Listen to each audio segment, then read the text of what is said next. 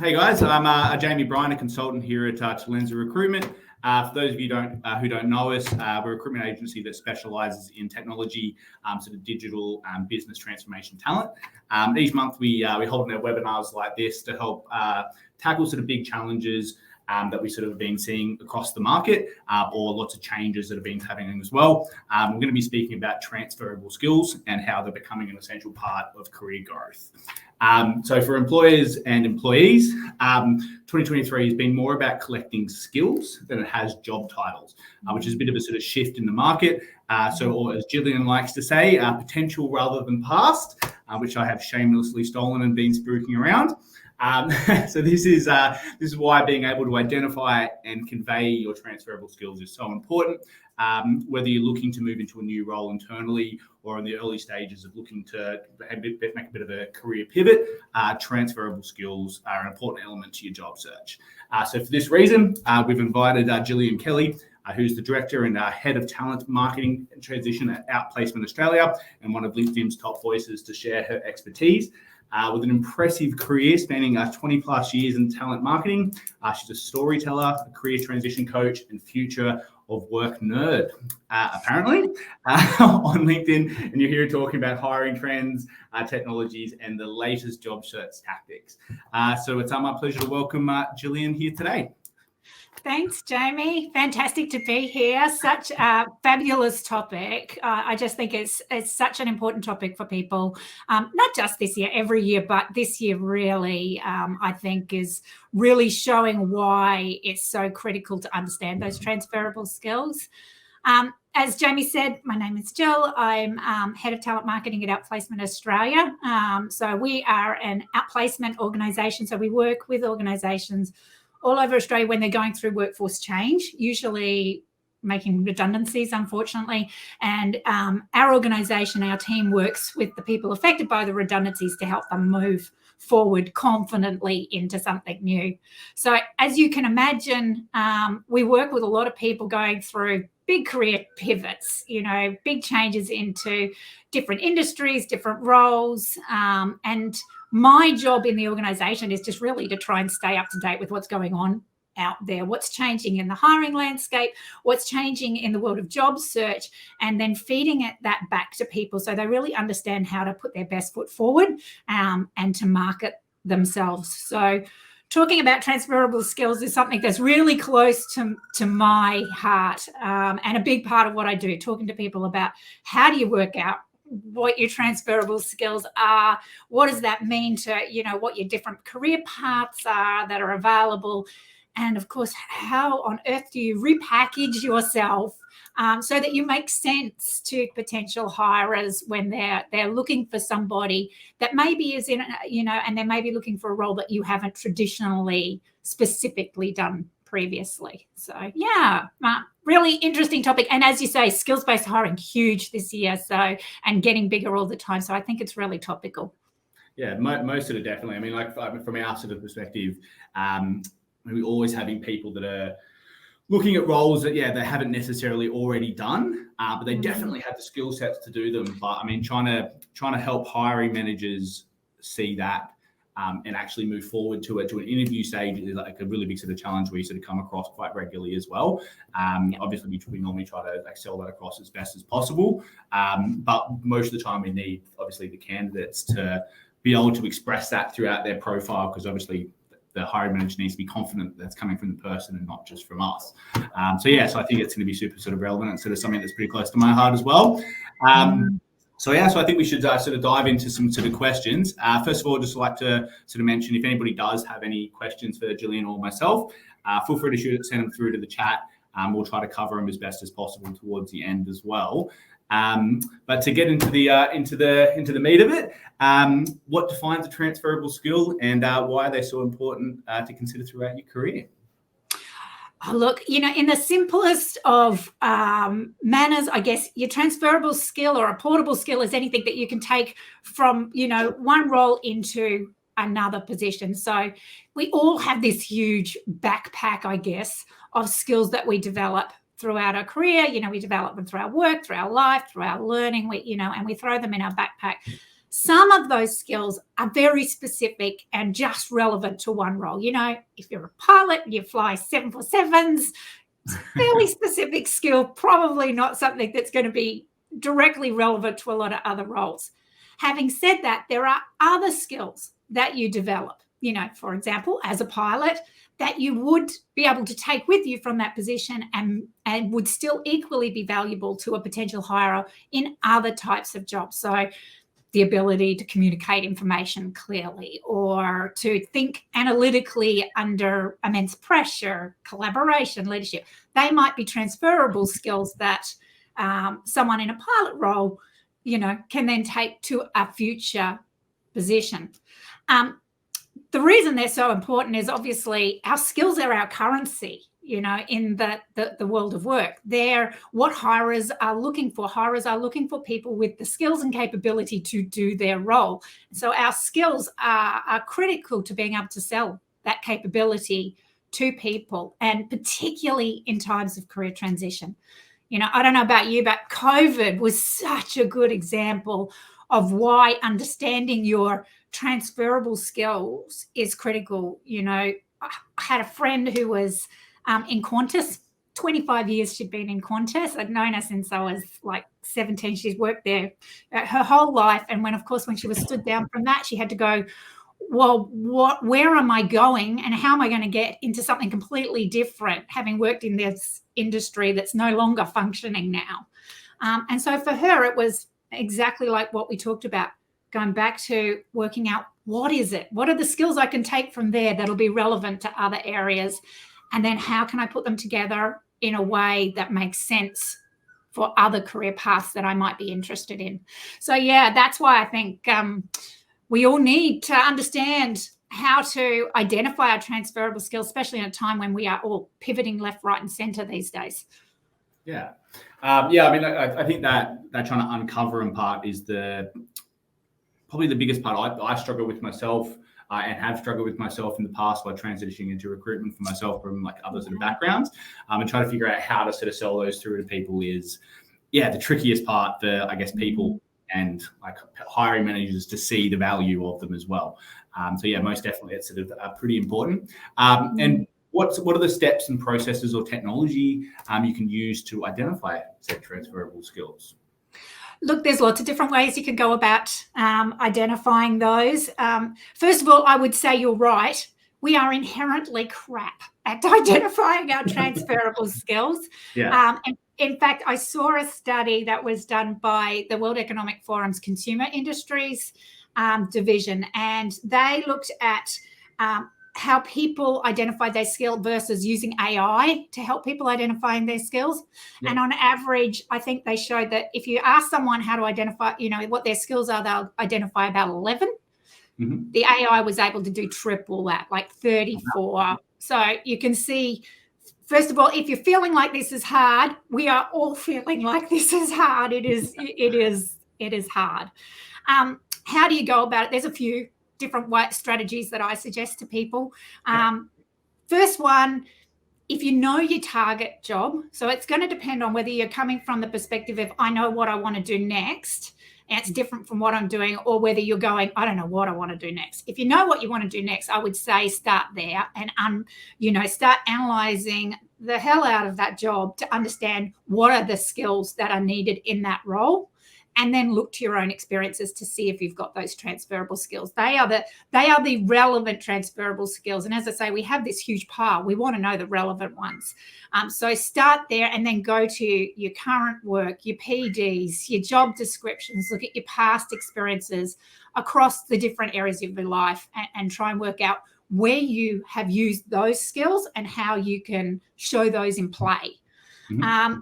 If you don't have a target job and you're just trying to work out, I just want a big map of my, transferable skills, then I would say start with the ones you know, because they're the easiest. Those 11 that we were talking about, start with those and then broaden your thinking. So we all know the ones that we use most days or most commonly, but think about the adjacent skills, the ones that maybe you're not using as regularly, but you can still use. Maybe occasionally you need to negotiate, or maybe occasionally you need to present, to groups or whatever. Look at the skills that maybe you're not using every day.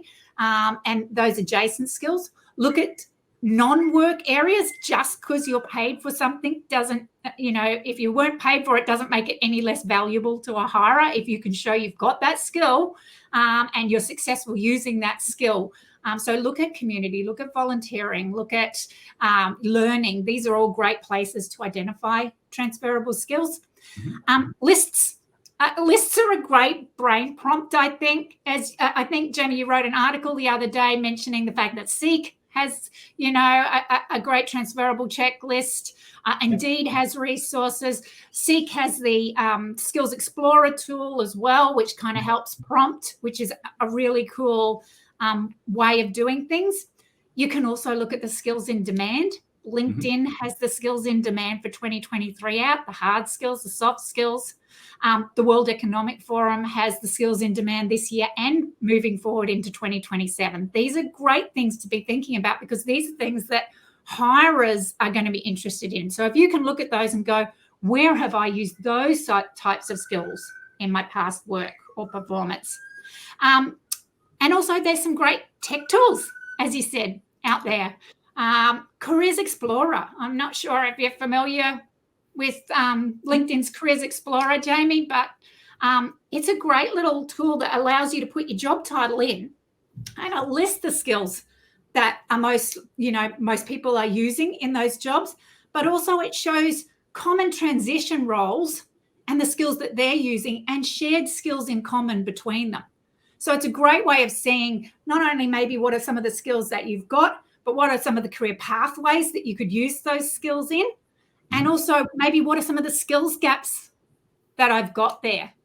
And also we were talking earlier about ChatGPT and Bing and, some of the AI tools that have come out this year have got some great capability. So, for my son, I just said, I was looking at, what are transferable skills from, this area and what are transferable skills from that area. And you put it in and up it brings, lists. Now, of course, they're just ones that you may have. What you need to do is then go back and go, do I have those? How good am I at those? And most importantly, where have I used those? Where's the proof of my performance using those? And that's the really important element. But yeah, there's some ways that you can start to expand out your transferable skills. And I guarantee you've got more than you think. Yeah, most of it definitely. Another sort of tool that I tend to use quite a lot, and obviously working in recruitment, as much as we tend to try to be as subject matter experts on whatever sort of field we're sort of working in, but a lot of the time you get some doozies that'll pop up that are looking for a really specific sort of skill set. And a lot of the time, a tool we would sort of utilize is we're speaking to people that are in that market, and obviously people are pretty keen to talk about themselves. Ask them what they're doing, ask them what some of their challenges are, some of the skills they specifically need and how you can help grow to get to where you would like to be. That isn't just for really outliers of roles. You can sort of use, like if you wanted to be a business analyst or you wanted to be a pilot, I mean, obviously the pilot one might be a bit easier, learn how to fly, that sort of makes sense. But within like sort of the technical sort of fields, understanding where they sort of come from, how they got there, and you'll find most people are going to be pretty happy to talk about themselves and how they got to their journey, because everybody loves telling their story normally. I put my hands up to that one. That is my favorite way of, and I think it's valuable not just from identifying the skills, but it opens those pathways into those roles, and the human ways into those roles are always the best pathways. So yeah, I think that is a phenomenal tip. And also, even if you can't get to talk to them, looking at their LinkedIn profile will show you, those skills as well, which is, cool. Yeah, I mean, LinkedIn's it's such a good tool for all that kind of stuff, being able to understand people's stories, and also be able to connect with them. Even if they don't have time for a phone call, you can normally sort of chat to them on there as well. Again, most people are normally pretty happy to sort of engage. Okay, awesome. And what would be, how can you best sort of showcase your transferable skills to get attention of the hiring managers and recruiters to make them look past your job titles on your CV, which is, probably the biggest question. I think we've had a couple of people that have asked this sort of similar question throughout the chat already. That's the biggest one. It's even hard for myself. I mean, I regularly don't necessarily go too deep into it. And obviously, if you spend a couple of extra seconds looking, you can sort of see these transferable skills. But if they don't pop, they get missed. So how do you get around that? Yeah, and as you say, you should be answering that question, Jamie, but I'll tell you how I get around it. So for those of you out there, my background prior to what I'm doing now, I was a resume writer for years and years and years. And the biggest challenge is that it is very hard to get noticed, particularly in our past experience-based hiring markets. So, we're typically hirers are looking for somebody with a title match, somebody, who's done that role. I think that it is difficult, and there's no sugarcoating that. Anybody who tells you otherwise, even now, it is hard. If you're competing with somebody with exact experience in that role, it is going to be challenging for you. But that doesn't mean you can't do it. There's a couple of things that people need to realize. I think you don't need a job title to be able to do that role. You just need to be able to convince someone like you, Jamie, and more importantly, the hiring managers at the organizations that you can do that role. Mm-hmm. The trick with that, I guess, is understanding how hirers are looking. And as you say, usually the first thing is they're looking for fit. The next thing they're looking for is proof, so most of the time they're just trying to reduce the risk. They're trying to show if this person is a good bet in this role, that they're going to perform in this role. So the first person to impress is someone like yourself, who's probably, as you say, initially doing a skim to see if this person is a fit for the things that they know the hiring manager is looking for. You need to make sure that those things stand out. I would say the biggest tip that I say to people is completely put aside your old resume. Most people start with their old resume and try and build a new, fit from there. Instead, what I suggest you do is you start with what you're starting with, Jamie, which is what is it that they are looking for? Understand that role.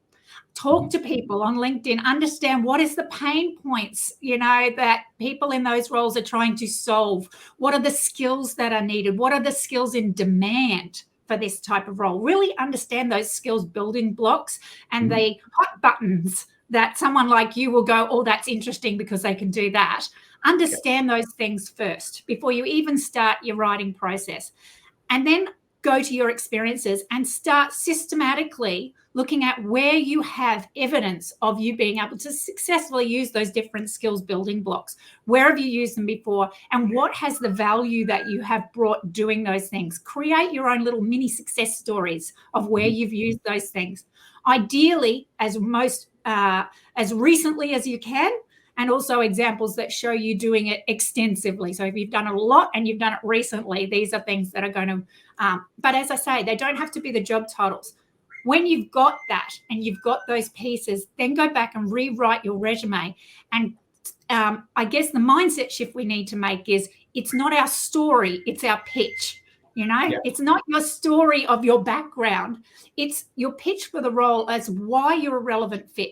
And what you're wanting to do is to embed across that document all these pieces that show you are both a fit and a good bet through proof of performance. So your opening summary, flag the big ticket transferable skills that you have that are relevant to that position, flag them in your opening summary. Drop right at the top of that document some really meaty proof achievements of you using those skills that can catch their eye quite quickly. Because as you say, Jamie, you don't have a lot of time, and make them bold enough that they can see at least the word jumps out to them or the result jumps out to them. Yeah. Then when it comes time to telling the story of your background, focus on the relevant bits. So tell them, the story of your role, but put the focus on the parts that are most relevant for that future position, and then drill down with achievements that show those skills in play, and do it consistently. Don't just drop your skills in a skills section and expect them to go, okay, well, you say you've got it. Show them how you've used your communication skills or your influence skills or your whatever the skills are that are really relevant to this role. Show them in detail. And in fact, you can even use little bullet headers in your achievements to draw their eye to analytical thinking or, whatever that particular skill is that's going to be their hot topic. And I would say one last thing is don't focus on the resume if you can get around it. As you say, the best way into these pathways, if you're a non-traditional candidate, is not to go the necessarily online channels, but to use lots of channels, like talking with people like yourself, talking with people in those industries, so that you are starting to develop social proof and connections and all of those other attributes that are really, really important. So those would be the things. And I would also say, make sure that those keywords, those relevant keywords, are coming up throughout the document in context, in play, and not just once, so that they can see how often you've used that skill and how recently you've used that skill and how well you've used that skill. Does that make sense, Jamie? Yeah, 100%. I mean, like, you pretty much covered exactly how I would have described it. I mean, especially the key words, because realistically, the way good or bad hiring managers, recruiters, anybody looking at your profile, if they're hiring for a role, they're probably looking at a bunch of CVs. And realistically, if it doesn't pop quickly, I mean, it is your elevator pitch. Realistically, you need to make them go, oh, I want to dig in a little bit more. The first way to do that is those keywords that they're looking for in the profile. And then, most definitely, if it just sort of says, analytical thinking once on your profile, be like, okay, cool. They've obviously seen that on the thing and they've written it down. But if they talk about it after, it'll make you look a little bit more. But if they talk about it, we're like, okay, cool. Even though this person has a non-traditional sort of past, they obviously understand what I'm looking for. They've described that it is something they sort of do, which first of all shows analytical thinking, but will make me want to sort of dig in more. And a lot of the time you want to find the diamond in the rough. You want to find somebody that's keen to sort of drive forward. That is all really good advice, and sort of definitely sort of beneficial for people to try to focus on when they're creating those sort of CVs. Yeah, and I would definitely say, as you say, the metrics as well. Don't just talk about doing it. Show your success doing it. If you've got metrics that can prove that, tell them how you took it from here to here, or you improved this by this, or whatever else. That's the performance proof, rather than you just saying, "I'm good at this." Yeah. Show don't tell. Is my favorite. My favorite Most thing. definitely. So, yeah. Awesome. And what advice do you have for those that may be lacking confidence to apply for those roles that may match their skills but aren't necessarily a linear career path according to their resume? Look, I would say there are a few things. First of all, take heart in the fact that we are moving into this skills-based hiring economy, and I think that's really comforting. Organizations are realizing at the moment that, for a lot of different reasons, they're not able to find people with an exact, title match all the time. Not only that, but skills-based hiring opens diversity and does a whole lot of good things. So I saw some LinkedIn research that said 75% of organizations were saying that skills-based hiring in this research study would be something increasingly being used in their organization over the next 18 months. Mm-hmm. So I would say that there is, hirers are more open to looking at people that have the skills, not necessarily the job title. So I think that's a mindset shift, a big mindset shift that job seekers need to make. Our natural response is to go, oh my gosh, I can't apply for this job because I don't have this or this or this, or I've got this gap, or, to talk ourselves out of opportunity. Yep. It's not about talking yourself out about the opportunity. It's about understanding how to convey your value to potential organizations. And I would say, look for organizations who embrace that kind of hiring, who embrace you, the kind of person that you are, the background that you come from, the traits that you may have. Remember that you don't have to be a culture fit. You can be a culture add. So just because you're not a perfect match doesn't mean you don't bring benefits in a lot of ways, so sell up the value of the diversity of your experience, not just your fit, but the value that the diverse experience you have behind you brings, and how that differentiates you from other people. And I would also say, as you say, LinkedIn, fabulous tool for people in transition. You can tell your story your way. It has a huge skills-based focus to it. LinkedIn has been pushing skills-based hiring for a while, so you can see you can embed your skills in your opening summary, in your experience, in your education. You can get social proof, people who'll endorse you for those skills, which gives people like you, Jamie, confidence that they actually have used those skills successfully because other employers are saying they have. And more likely, if you've got those things, you're going to be more likely to come up in searches from recruiters as well who are using the skills search function to find people with those skill sets. So I would say, use that to take the human side as well. So find confidence, find heart, and also find people would be my tip for people who are struggling with that confidence. Find ways to start conversations with people to get entry into those areas. Because it is hard. I mean, it is. It's very hard, yeah. And just as a little additional question around that, I'm sure you sort of heard the statistics and when it sort of comes to how men and women have a tendency to look at jobs and what they can do. For everybody, if you haven't heard these before, I think it's 80% for guys. 80% for women, Well, if they don't have 80% of those skills, they probably won't apply. Whereas guys are a little bit more gung-ho and would have applied for anything. They kind of think they could possibly do that.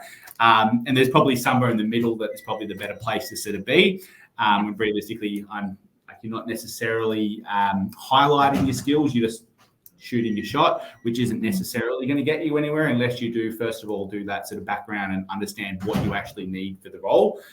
Because you will be overlooked if you don't highlight the skills that is relevant to the role. And then on the flip side, for women, a lot of the time you're like, why haven't you applied for this role? Like you've got all of these sort of skills. It's just not a linear path. So how would you sort of, nudge people in the right direction for, overcoming those statistics? Well, I think the awareness, just giving people those statistics is a great starting point. I have a lot of conversations with females in particular about that exact piece. But again, the stuff that I'm reading, though, on the skills-based hiring is that is helping with that somewhat, I think. When hirers are looking for skills, not titles, that helps people with diverse backgrounds, including women who've got gaps and different things often that are in their background. It helps because you can show those skills through different parts of life, not just necessarily having done that exact job. But yeah, it is definitely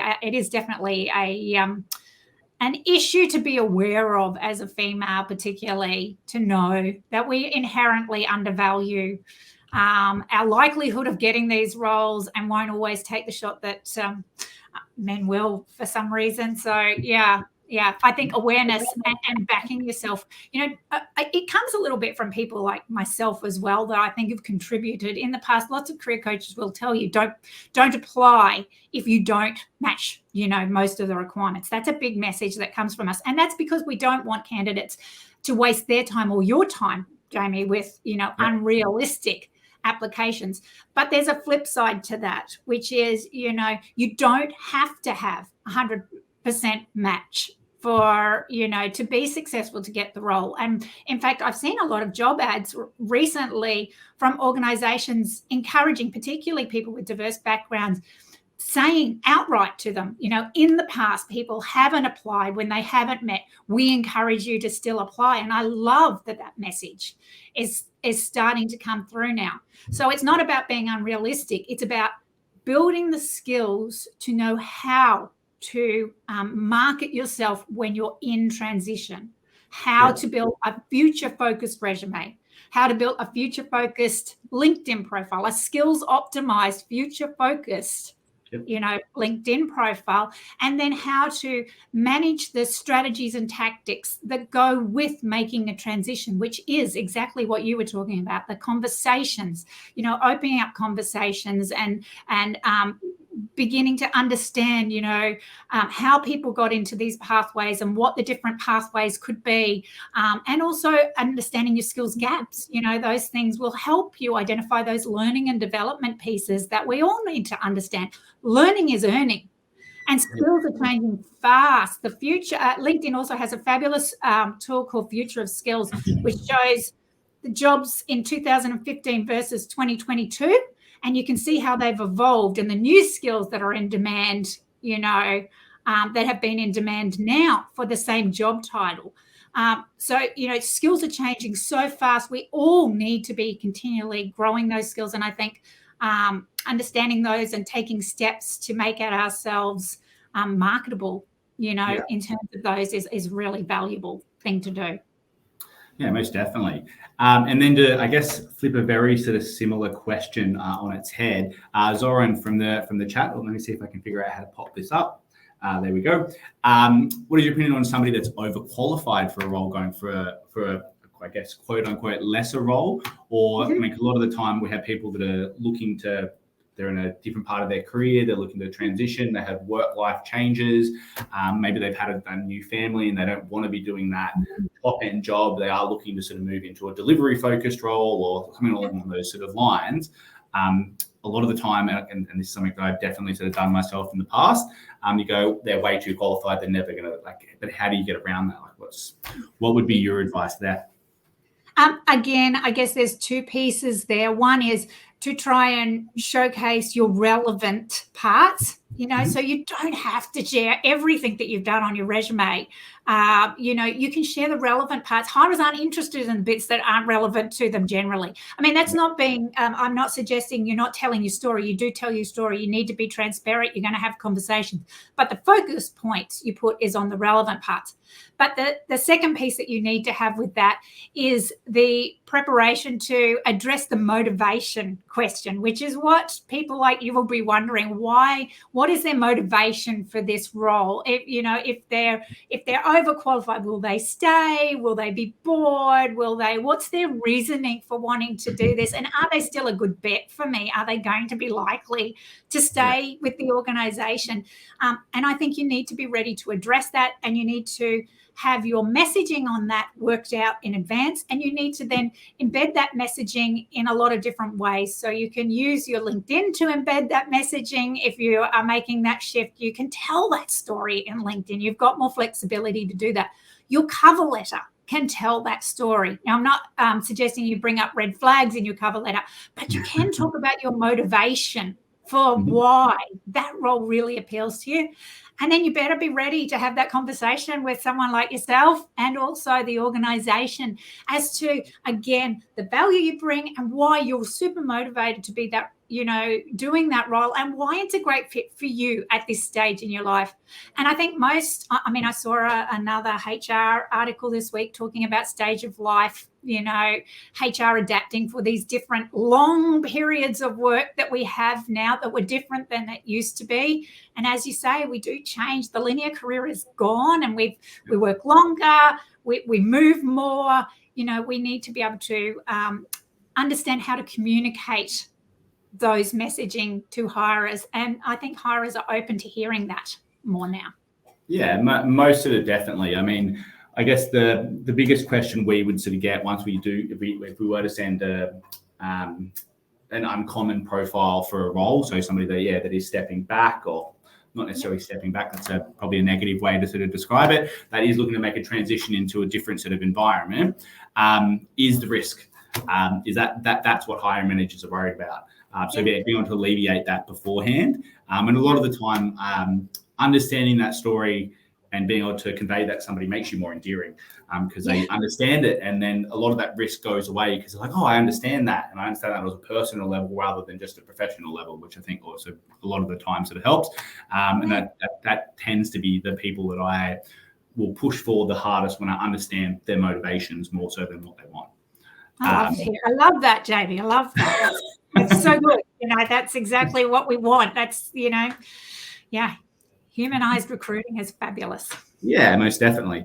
And then I think this is another really sort of relevant question. I can't spruik the name because LinkedIn user probably wasn't their birth name, but here we go. How do you feel an elevated bullet point pitch into a 2-page CV when you've got years of experience, say like 20 plus years? I think that's super relevant because I know that's something that I struggle with a lot of the time. People have War and Peace on their CV and it's hard to understand or look at any individual part. How do you go about sort of making that sort of pop, I guess? Okay, well, there's a couple of things I would say there, and it depends a little bit on where this individual is based. I would say here in Australia, 2 pages, that's more other parts of the world are so hard and fast on the 2 pages. I don't know, Jamie, what you would say, but I don't think many recruiters would fall off their chair if you send a 3-page resume to them. That what they want to know is, or what they don't want to see is the irrelevant stuff. They don't want their time wasted. So what they want to see is a document that's easy for them to read, that's easy for them to take in the relevant information, and that, again, doesn't waste their time. So that's all about coming back to understanding what bits you keep and what bits you lose. And I would say, that the parts of your career that aren't as relevant, minimize those down. The parts of your career that are relevant, elevate, expand those out. And using those use a little bit of strategic bolding and a little bit of bullet point headings can help draw the eye when somebody's skimming down a document. So, if you pack in a resume full of text, nobody reads it. I can tell you, we skip. One of the things that I do each year is I sit on the resume awards for an association in the US, the Career Directors International, and that involves a lot of reading resumes. So I have a lot of empathy, Jamie, for your role, because it is really hard work when you are intensively scrutinizing resumes. And I know that you tend to skim through, and if it looks heavy, you skip over it. If it doesn't look relevant or it looks too jam-packed in, you look to the next heading or you look to the next easy to take in piece of information. So look at the parts of your resume that you can strip out so that you give a bit more breathing space into your document and allow the relevant parts to come through. Yeah. If you've got a lengthy background of 20 years and the early stuff isn't relevant, I use a career highlights section. I call it early career highlights. And what I do is I list the positions, so as such and such for such and such with the brackets, and then I give them one overarching big highlight for that position. So for the last, for 10 years of experience, they might have 3 or 4 bullet points, but it's giving them the sizzle, not the sausage. It's not telling them War and Peace on those roles. It's just giving them the, help the organization increase sales by this much, through blah, blah, blah. One-liner that gives them, okay, this is where you were then, this is what you did, and here's an overarching thing. And then the people can have a conversation with you on those things, but you're not bogged down in extensive length on your resume. So an early career highlights can be a great way, or even summarizing. If you've got lots of part-time jobs, you can summarize those into one little section that says, completed contract roles with blah, blah, blah, blah, blah between these dates, and give a few highlights. That can condense a whole lot of weighty, non-relevant or not so strong positions into one more concise, easy to take in position. So it's all about the relevance, all about your pitch, not your story. Keep it to the pitch. Yeah, most definitely. That helps LinkedIn you. Well, it helps me because I have to explain this to people all the time. So I hope it helps everybody as well. And I think we could probably go for a whole day chatting about how to lay out to the CVs, because it's that's a skill set that that's a real skill set that not a lot of people sort of have. Got quite an interesting sort of question here from Issam or Sam, he has in brackets. So it's over a 3-parter, but so I'll send across the first sort of part. So Sam is he's autistic with lots of experience finding issues putting his skills in, and anywhere that he can find support with somebody helping to sort of do that. Yeah, absolutely. Look, I would say to find a career development practitioner. So a qualified, go to the Career Development Association of Australia. They have lists of credentialed, qualified professionals who are in the career development space, career coaches in that space, and a lot of them specialize in different areas. So, autism is an area that, I know some of my peers work with lots of people with diverse backgrounds that are looking to sell themselves in the job market. They can help with that. So I would say find a specialist, a career development practitioner with a specialty in that area. And the Career Development Association of Australia is a great starting place for that, because, you're not just, getting somebody touting, you're getting somebody that's met all the, industry credentialing requirements, experience requirements, ethics requirements, all of those sorts of things. Okay, awesome. So they're trying to find good questions because there's lots of them and they're all quite good. So sorry if I miss you. Also, how much sort of time do you have? I don't want to. No, I'm good. And I would also say to people, if you've got questions and we can't get them today, I'm open on LinkedIn. You can find me on LinkedIn. I'm happy to answer any questions there or steer you to people who can answer your questions there. I'm all for you. We're all in this together. So, helping out if I can. Perfect. Well, look, how about I'll throw one more at this one here being, sure. I guess one that's probably it's super important because I think this is something that a lot of people we sort of speak to have. Brooke has asked, how do you advise tailoring your LinkedIn to the career transition while still in your current role? She's afraid of being too obvious to the current employer. This pops up all the time. Obviously, we're looking at from the end of the scale, the references side of things. A lot of the time, the references are in. They haven't got the contracts yet. Right to the beginning, like in Brooke's case, where they're just trying to get noticed by people. It's a minefield. How would you advise getting around that? Oh, look, that is really hard, and it really depends. It really depends on your scenario and how open your organization is and how sensitive that is and all of the rest. I would very much be cautious of making big changes to your LinkedIn if you're trying to keep your head down. There is obviously the ability to use the open to recruiter function. And in that you can put a message to recruiters in there about,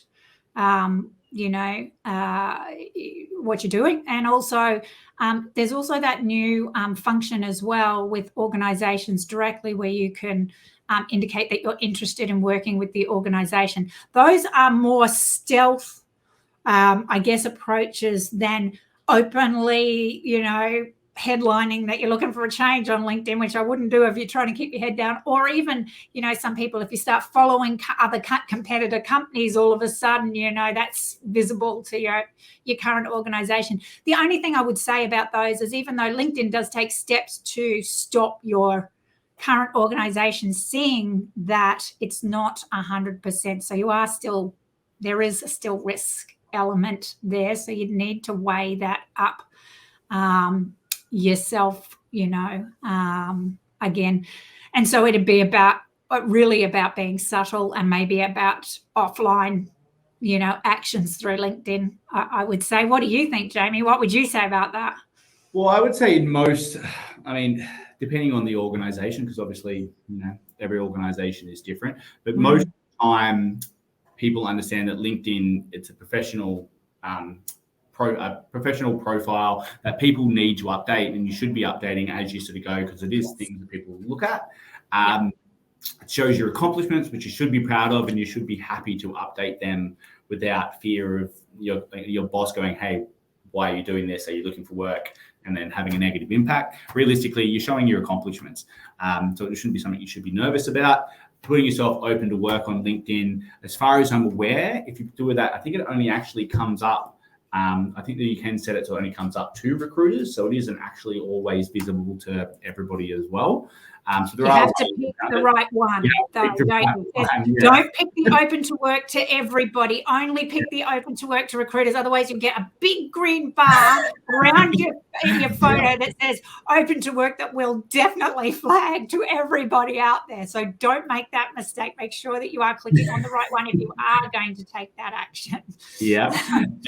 So there are ways around it, but realistically, I think the biggest piece of advice that I would say is don't necessarily you may be doing it to find a new role, but if you keep it up to date all the time, then there's a career path, and all you're doing is showing your accomplishments. And so it shouldn't be viewed as a negative. And realistically, most of the time, if you're great in your job or you're in a good company, they're going to be pretty happy for you to be eventually moving on, because realistically, most people stay in roles for I think I think 3 years now. Is the sort of average, whereas it used to be forever. That's right.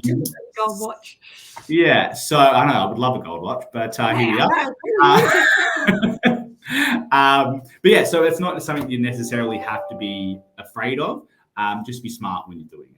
That's right. Manage it with sensitivity and I guess strategy, and make the ongoing, I would say, progressive changes and subtle changes rather than the big headline, transitioning to in your headline or, completely changing things up, in those sections, maybe do them subtly. And as you say, certainly your experience section, there's, you can handle that smartly and still update.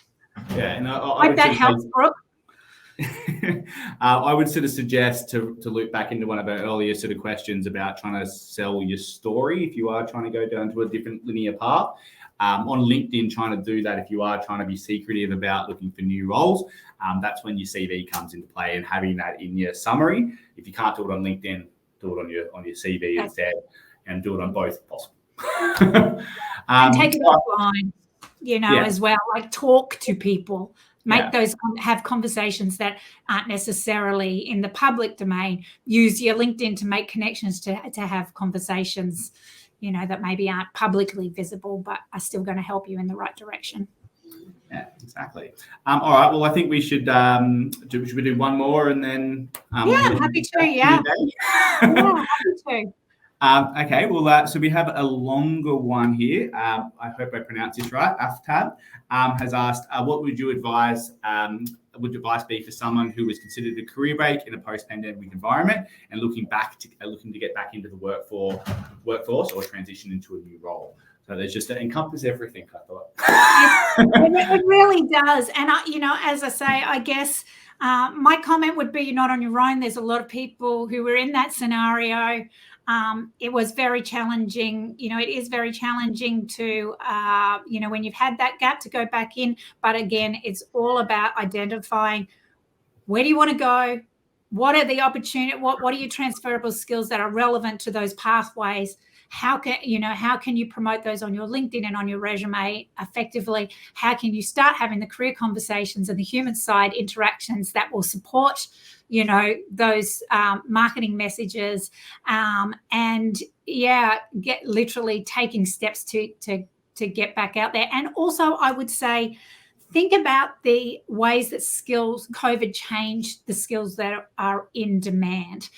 So we know that, pre-COVID, there are different skills since COVID came along that hirers are looking for. Look at emphasizing those that you mightn't have been prior. The ability to, work flexibly, to adjust with agility, have that agility, the remote working skills, the discipline pieces and all of those things. Look at the skills that are in demand post-COVID and make sure that you are reflecting those as well in your resume. And again, not just showing, not just talking about them, but showing that you've got those skills. And a lot of, I think a really good read is the World Economic Forum's 2023 jobs report on those emerging skills that are increasingly important post-COVID. And emphasizing those, I think, can be helpful so that we're not looking like pre-COVID. We're looking like relevant in post-COVID world. Yeah, perfect. And I guess to finish it off, any sort of resources that you would specifically suggest for people to be looking at off the start, just to end it off, so people know what to write down to go and do some further research. Look, I would say that the resources that I would suggest, the two tools that I mentioned that were really good was LinkedIn's Career Explorer. That is not on LinkedIn platform. You have to go to GitHub. So that's linkedin.github.io/Career Explorer. I'm sure you guys nice have and that somewhere. Yeah. Just look up Career Explorer LinkedIn and it'll probably take you to a GitHub address in your search engine. The Future of Skills tool, I really like that one as well. So that again is at linkedin.github.io, but Future of Skills. That's a great tool. Resources to read: the World Economic Forum's report I also think a couple of functions in LinkedIn itself are really kind of cool to be helpful. So skills match. So when if you're applying for a job on LinkedIn, it'll often show you if your skills are a match for that role, which ones you've got. So you can identify ones. And also the resume tool in LinkedIn is really cool, I would say as well. So if you create your resume, it'll show you it'll get you to put a target job in, and it will show you the skills that you might want to consider putting in your resume. So they're two cool tools on LinkedIn. I like LinkedIn as a resource for skills-based hiring. Otherwise, Seek, like you mentioned in your article, check out Jamie's article. There's a great resource that he wrote earlier this week. He has some good suggestions in that on this topic, and also the Seek Skills Explorer tool. And Indeed also has some great resources. So yeah, a wealth. And hit me up as a resource if you need. I'm here. If that one of those you can't find them, ask me and I'll try and direct you in the right direction. Amazing. Well, look, thank you very much for your time. I mean, you're a wealth of information. I'm pretty sure we could probably keep this going on all day, but that probably have other things to do, I imagine. Yeah, I'm sure everybody's going, no, we don't want that. Well, look, thank you very much. I greatly sort of appreciate it. I mean, you're a wealth of information. I've definitely written down a couple of other things I'm going to steal from you as well. So, I mean, like portable skills, I thought that was another great way of sort of saying it. And culture add, I'm definitely using that one as well. So, thank you for everything. As you sort of mentioned, feel free to reach out to either one of us. More than happy to help wherever possible. Thank you very much for your time. Thanks, Jamie. And I learned a stack from you today as well. So really appreciate the conversation. It was good. And I just hope everybody out there, really good luck in your transitions. I wish you the best of luck, and hope today's helped. Awesome. All right. Thanks a lot. I'll see you later.